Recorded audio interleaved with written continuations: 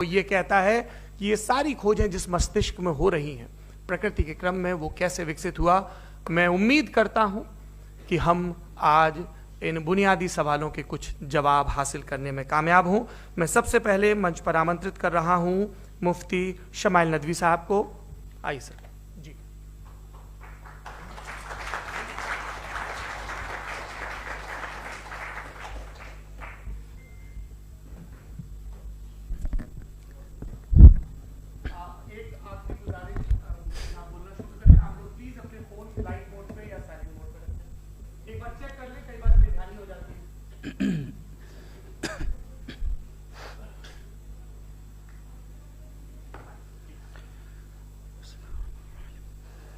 تمام تعریفیں اس کریٹر کے لیے جس نے اس یونیورس کو ایک مقصد کے تحت پیدا کیا ہے.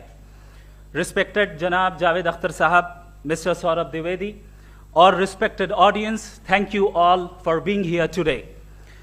آج کی ڈیبیٹ میں چونکہ ہم بات کرنے والے ہیں ڈز گاڈ ایگزسٹ کے ٹاپک پر, تو یہ ایک ایسا ٹاپک ہے جس کے متعلق کوئی بھی ڈیسیجن لینے کے لیے الگ الگ اسٹینڈرڈز ہو سکتے ہیں. لہٰذا ڈیبیٹ کے شروع میں یہ ضروری ہے کہ ہم یہ جان لیں کہ آج کے اس ٹاپک میں کون سا اسٹینڈرڈ صحیح ہوگا اور کون سا غلط ہوگا. سب سے پہلا اسٹینڈرڈ جسے میں سمجھتا ہوں کہ ہمارے رسپیکٹڈ جناب جاوید اختر صاحب بڑی تیزی کے ساتھ اس کی طرف لپکیں گے, وہ ہے سائنس. جبکہ سائنس در حقیقت خدا کے ایگزسٹنس کو ڈائریکٹلی ثابت کرنے یا اس کے ایگزسٹنس کو ڈینائی کرنے کے لیے اسٹینڈرڈ نہیں بن سکتی. اور اس کی وجہ کیا ہے یہ میں نہیں کہہ رہا, یہ وہ لوگ کہہ رہے ہیں جو سائنس کے ایکسپرٹس ہیں. نیشنل اکیڈمی آف سائنس کہتی ہے science doesn't have the processes to prove اور disprove the existence of God. Why? کیونکہ سائنس کا تعلق ایمپیریکل ایویڈنس سے ہے اور ایمپیریکل ایویڈنسز کا تعلق ہمارے نیچرل اور فزیکل ورلڈ سے ہے, جبکہ گاڈ نان فزیکل اور سپر نیچرل ریالٹی ہے. لہٰذا نان فزیکل ریالٹی کو آپ اس ٹول کے ساتھ نہیں چیک کر سکتے جس کا کام فزیکل ریالٹی کو تلاش کرنا ہے. لہٰذا آج اس ڈیبیٹ میں گاڈ کی ایگزسٹنس کو ثابت کرنے یا اسے ڈینائی کرنے میں سائنٹیفک ایویڈنس کو ایکسپٹ نہیں کیا جائے گا. دوسرا اسٹینڈرڈ ہو سکتا ہے ریویلیشن, کہ ریویلیشن کے ذریعے ہم یہ ثابت کریں کہ گاڈ ایگزسٹ کرتا ہے یا نہیں. لیکن یہ اسٹینڈرڈ بھی آج ارریلیونٹ ہے. کیوں؟ کیونکہ ریویلیشن میرے نزدیک سورس آف نالج ہے, ویلڈ سورس آف نالج ہے, لیکن ہمارے جاوید اختر صاحب کے نزدیک یہ ویلڈ سورس آف نالج نہیں ہے. لہٰذا آج کی ڈیبیٹ میں ایک بھی ایویڈنس کسی بھی مذہبی اسکرپچر سے نہیں دوں گا تاکہ جاوید اختر صاحب کے لیے وہ ان ایکسیپٹیبل نہ ہو. تیسرا جو معیار ہو سکتا ہے وہ ہے آبزرویشن, کہ بھائی کوئی کہے کہ ہمیں خدا دکھاؤ, اگر ہے تو دکھاؤ, یا یہ کہ خدا کے ایگزسٹنس پر ایمپیریکل ایویڈنس دو. تو یہ ہے در حقیقت غلط ٹول کا استعمال کرنا. یہ ایسا ہی ہے کہ جاوید صاحب مجھ سے یہ مطالبہ کریں کہ مفتی صاحب آپ میٹل ڈیٹیکٹر کے ذریعے پلاسٹک ڈیٹیکٹ کر کے دکھائیں. اب چونکہ پلاسٹک ڈیٹیکٹ نہیں ہو پا رہی ہے لہٰذا plastic does not exist. No, you are using the wrong tool. اس ٹول سے پلاسٹک کو ڈیٹیکٹ نہیں کیا جاتا. لہٰذا میں سمجھتا ہوں کہ گاڈ کے ایگزسٹنس پر ایمپیریکل ایویڈنس کا مطالبہ کرنا ایک بچکانہ مطالبہ ہے, اور ہمارے رسپیکٹڈ جناب جاوید اختر صاحب اس اسٹیج سے اب بہت آگے نکل چکے ہیں. اب بچتا ہے ایک ہی اسٹینڈرڈ, اور وہ اسٹینڈرڈ ہے عقل, لاجک, ریزننگ. اور یہی وہ اسٹینڈرڈ ہے جس کے تحت گاڈ کی ایگزسٹنس کو ثابت کیا جائے گا یا گاڈ کی ایگزسٹنس کو ڈینائی کیا جائے گا.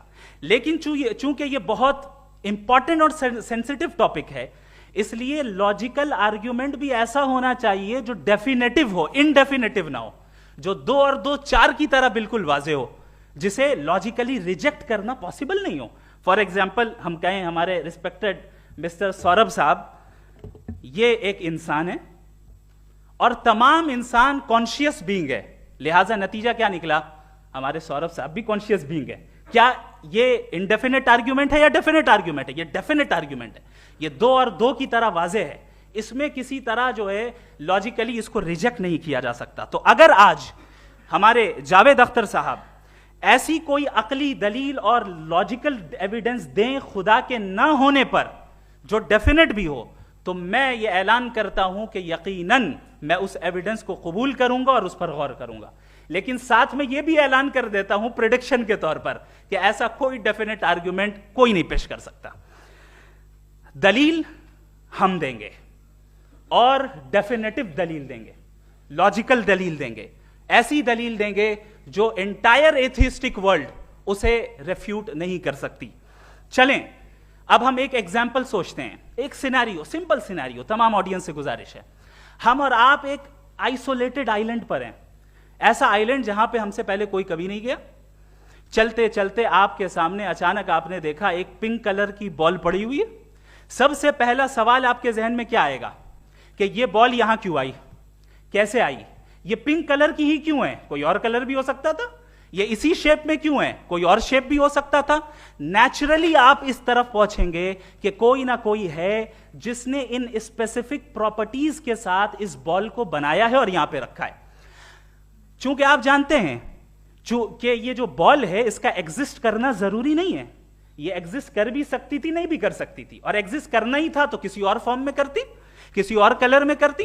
اب آپ اس بال کو ایکسپینڈ کرتے چلے جائیں, ایکسپینڈ کرتے چلے جائیں, ایکسپینڈ کرتے چلے جائیں, یہاں تک کہ یہ بال یونیورس کے سائز کی ہو جائے. بتائیے کہ کیا سائز کے بڑھ جانے سے سوال بدل جائے گا؟ ہرگز نہیں بدلے گا. ابھی بھی سوال رہے گا, یہ یونیورس کہاں سے آیا, ان اسپیسیفک پراپرٹیز کے ساتھ کہاں سے آیا, کیوں آیا, کس نے بنایا, یہ سوال اس وقت بھی ویلڈ رہے گا. لیکن یہ سوال اگر ہم جناب جاوید اختر صاحب سے کریں تو چونکہ ان کا ورلڈ ویو ایتھیسٹک ہے, اور صرف ان کا نہیں, مطلب جتنے بھی ایتھیسٹ ہیں اور ایتھیسٹک ورلڈ ویو کو رکھنے والے سے اگر آپ یہ سوال کریں کہ یہ یونیورس کہاں سے آیا, تو ان کا جواب یا تو آرگیومنٹ فرام اگنورینس ہوگا یا ڈوگمیٹک ہوگا. یا تو یہ کہیں گے کہ مجھے نہیں پتا کہ یہ کہاں سے آیا, لہذا گاڈ ڈز ناٹ ایگزسٹ, یہ آرگیومنٹ فرام اگنورینس ہے. یا یہ کہیں گے کہ یہ یونیورس خود بخود بن گیا, اس کا مطلب یہ ہے کہ اس بال کو بھی خود بخود بن جانا چاہیے, لیکن بال کے تعلق سے یہ ایکسپلینیشن ایکسپٹ نہیں کی جائے گی کہ یہ خود بخود بن گئی, لیکن یونیورس کے تعلق سے کر دیا جائے گا. اسے ہم دوسرے الفاظ میں ڈوگما بھی کہہ سکتے ہیں. دوسری چیز, ہمارے جاوید اختر صاحب ضرور گاڈ آف گیپس کی مثال بھی ضرور دیں گے, اور مثال دیں گے کہ پہلے زمانے میں بجلیاں کڑکتی تھی تو لوگوں نے کسی ایک خدا کی طرف, اور بارش ہوتی تھی تو دوسرے خدا کی طرف منسوب کر دیا, ان کے پاس دلیل نہیں تھی. یہ ہمارا ورلڈ ویو ہے ہی نہیں, یہ ہمارا ورلڈ ویو ہے ہی نہیں, کیونکہ نیچرل فینومینا کے پروسیس کی انٹرپریٹیشن کو جان لینے سے یہ کہاں سے ثابت ہو گیا کہ گاڈ ایگزسٹ نہیں کرتا ہے. اس پر میں انشاءاللہ ابھی آگے بات کروں گا. آپ حضرات یہ بھی دیکھیں گے, اور میں یہ ایکسپیکٹ کرتا ہوں کہ ہمارے رسپیکٹڈ جناب جاوید اختر صاحب ضرور ایموشنل آرگیومنٹس بھی دیں گے, جو کہ ایک لاجیکل فیلیسی ہے جب بات آتی ہے ٹروتھ کو ڈیسائیڈ کرنے میں. کیوں؟ مثال کے طور پر وہ کہیں گے کہ اگر گاڈ ہے تو ایول کیوں ایگزسٹ کرتا ہے, جبکہ میں کہتا ہوں ایول کا ایگزسٹ کرنا گاڈ کے ایگزسٹ کرنے کی دلیل ہے, اس کے خلاف نہیں ہے. چونکہ اگر گاڈ ہے تو ہم سب اس کے سامنے اکاؤنٹیبل ہیں, اور اگر ہم اکاؤنٹیبل ہیں تو اکاؤنٹیبلٹی کے لیے ایول کا موجود ہونا ضروری ہے, اس کے بغیر ہم اکاؤنٹیبل نہیں ہو سکتے. اور اگر ہم اکاؤنٹیبل نہیں ہیں تو ہم جناب جاوید اختر صاحب سے پوچھیں گے کہ آپ بتائیں کہ پھر سفرنگ اس دنیا میں کیوں ہیں؟ اگر خدا نہیں ہے تو سفرنگ کیوں ہیں؟ اور ان لوگوں کے جذبے کا کیا جن کے اندر سفرنگ کے بعد انتقام لینے کا جذبہ پایا جاتا ہے اور وہ اس دنیا سے ایسے ہی چلے گئے, کیا ان کی ساری تکلیفیں بیکار چلی جائیں گی؟ اب آ جائیں اسی ایگزامپل کی طرف کہ بال, مجھ سے اگر کوئی پوچھے اس بال کو کس نے بنایا, اور یا اس ایکسپینڈڈ بال کو کس نے بنایا, میں کہوں گا کہ چونکہ یہ یونیورس اور اس یونیورس کی تمام چیزیں کانٹینجنٹ ہیں. کانٹینجنٹ ہونے کا مطلب یہ ہوتا ہے کہ جو اپنے ایگزسٹنس پہ کسی کے اوپر ڈیپینڈ کرتی ہو, تو ظاہر ہے یہ یونیورس کانٹینجنٹ ہے. اور اگر کوئی چیز کانٹینجنٹ نہیں ہے تو میں ریکویسٹ کروں گا کہ مجھے دکھا دیں کہ کون سی چیز یونیورس میں کانٹینجنٹ نہیں ہے, ہم بھی ذرا غور کر لیں اور ہم بھی دیکھ لیں. اور جب کانٹینجنٹ چیزیں موجود ہیں تو فلاسفرز کی اصطلاح کے مطابق, ہم اس ٹرمینالوجی کے مطابق, ہم اس جگہ تک پہنچتے ہیں اور اس ہستی تک پہنچتے ہیں جسے نیسیسری بینگ کہا جاتا ہے، کہ یہ وہ نیسیسری بینگ ہے جس کا موجود نہ ہونا ناممکن ہو، چونکہ اگر یہ موجود نہ ہو تو ساری چیزیں ایگزسٹنس میں آئیں گی ہی نہیں، اور یہ ساری کنٹینجنٹ چیزیں اسی کے اوپر ڈیپینڈ کرتی ہیں۔ اب اگر آپ یہ سوال کرتے ہیں کہ پھر اس ہستی کو کس نے بنایا، پھر اس کا کاز کیا ہے، پھر اس کا کاز کیا ہے، پھر اس کا کاز کیا ہے، اور اینڈلیسلی چلے جائیں، اسے ہم کہتے ہیں انفینٹ ریگریس آف کازز، جو کہ لاجیکل فیلیسی ہے۔ کانسیپچولی انفینٹی پاسبل ہے، مثال کے طور پہ نیومیریکلز 1 2 3 گنتے چلے جائیں، انفینٹ نمبرز ہیں، میں کانسیپچولی بات نہیں کر رہا، پریکٹیکلی ریالٹی میں ثابت کر کے دکھائیں کہ infinite regress of causes possible ہیں یا نہیں۔ اگر پاسبل ہیں تو ہم مان لیں گے، مثال دے دیں، اور پاسبل نہیں ہے تو ایک ہی آپشن بچتا ہے جسے ہم کہتے ہیں نیسیسری بینگ، ایسی نیسیسری بینگ جو انڈیپینڈنٹ ہے، چونکہ اگر وہ ڈیپینڈنٹ ہوئی تو وہ نیسیسری نہیں رہے گی، ایسی انڈیپینڈنٹ بینگ جو اٹرنل ہے، اگر وہ اٹرنل نہیں ہوگی، اس کی بگننگ ہوگی تو وہ خود کنٹینجنٹ ہے، ایسی بینگ جو پاورفل ہے کیونکہ کنٹینجنٹ کو ایکچوالائز کرنے کے لیے پاور چاہیے، ایسی بینگ جو انٹیلیجنٹ ہے اور نالجبل ہے کیونکہ یہ یونیورس اسپیسیفک فارم اور اسپیسیفک لاز آف نیچر کے تحت پریسائزلی چل رہا ہے۔ Thank you. تھینک یو مفتی صاحب۔ میں ان دلیلوں کے بعد جاوید اختر صاحب سے گزارش کروں گا، آپ بیٹھ کے بولنا چاہیں گے یا وہاں؟ جی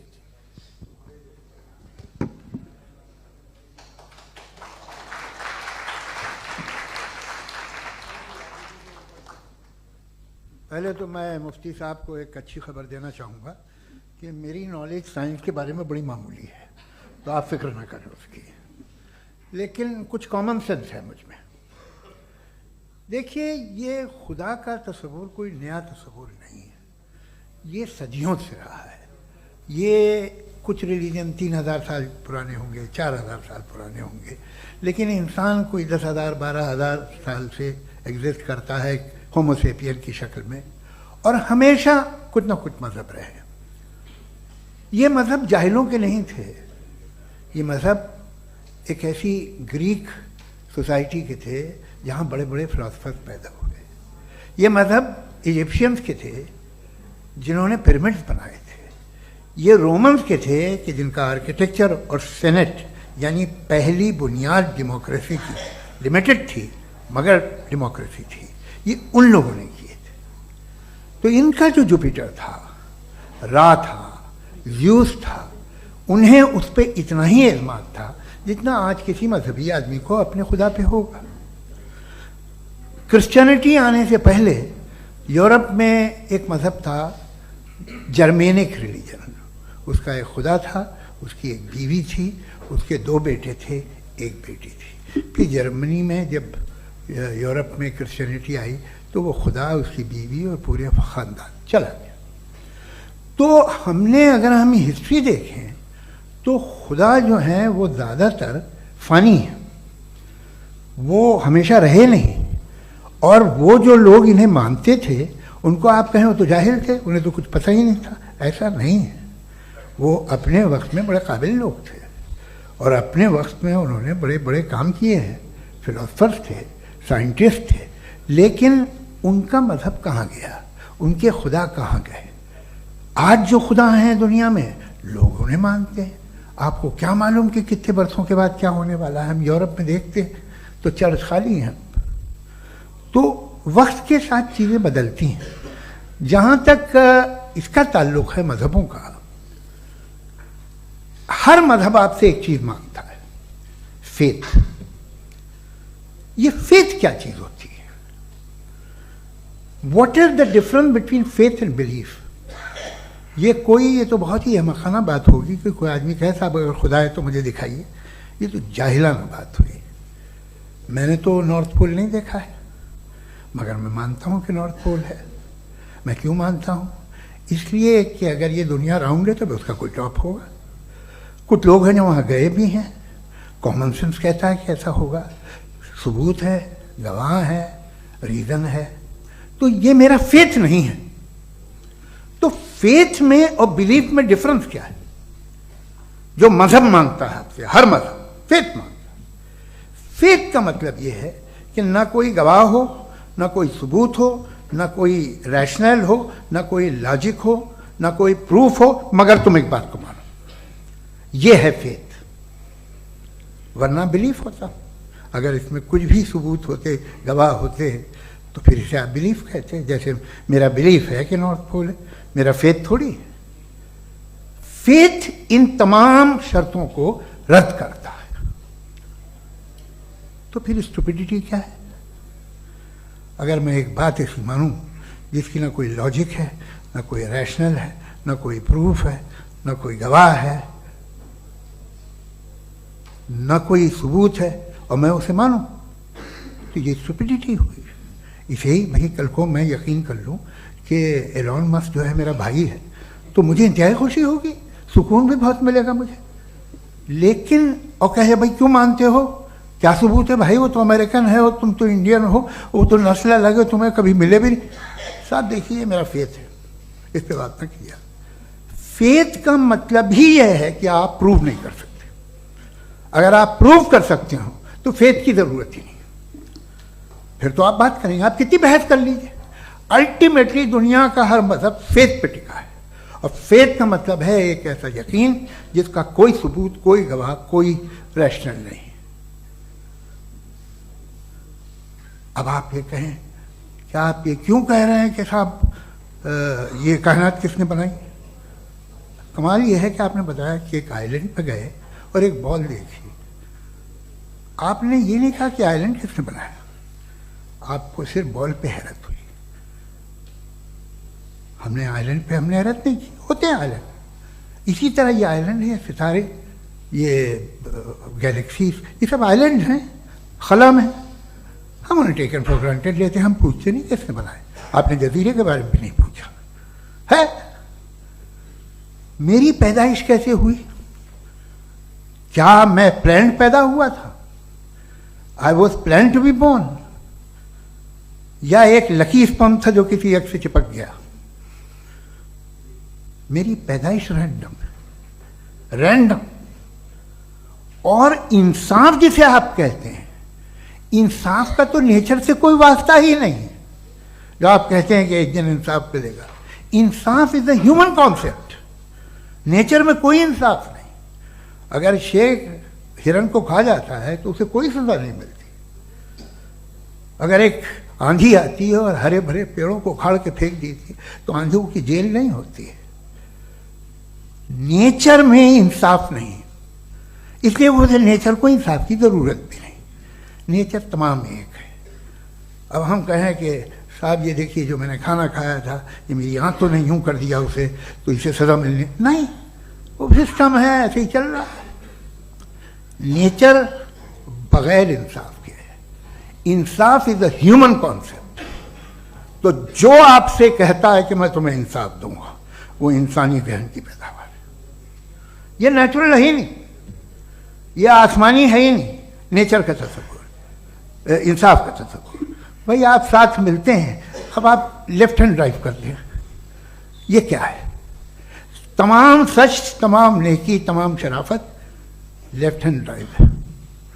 ورنہ کیا ہوگا، یا تو آپ کیوس کر دیں گے، آپ کا ایکسیڈنٹ ہو جائے گا، یا آپ کسی کو مار دیں گے، یا ٹریفک جام ہو جائے گا. جھوٹ، بے ایمانی، رشوت خوری، یہ تمام جو ہے driving on the wrong side ہے. اس کے اوپر کچھ نہیں. یہ تو ہم نے بنایا ہے، جیسے ہم نے لیفٹ ہینڈ ڈرائیو بنائی ہے. یہ کانسیپٹ آف انصاف جو ہے یہ ہمارا ہے، اس کا نیچر سے کوئی واسطہ نہیں. شیر کھا جاتا ہے ہرن کو، اسے جیل ہوتی ہے کیا؟ کچھ بھی نہیں ہے ہی نہیں. تو یہ جو دنیا کے ریلیجن پرومس کرتے ہیں آپ سے انصاف، اسی سے معلوم ہوتا ہے کہ یہ مین میڈ ہے. یہ تصور کہیں اور کا ہے ہی نہیں.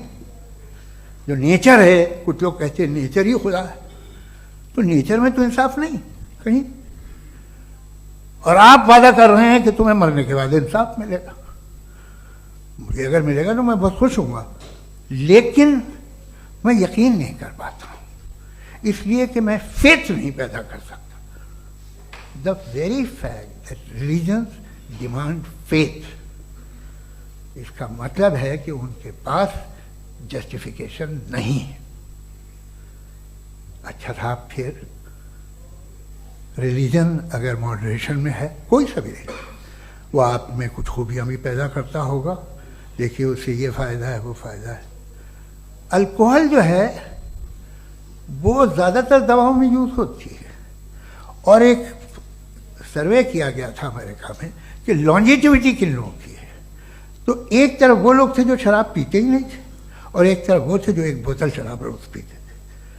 سب سے زیادہ لمبی عمر کی ہے جو 2 پیگ ناپ کے شراب پیتے اور کھانا کھاتے ہیں. مگر ہم شراب کو برا سمجھتے ہیں. میں بھی برا سمجھتا ہوں. کیوں؟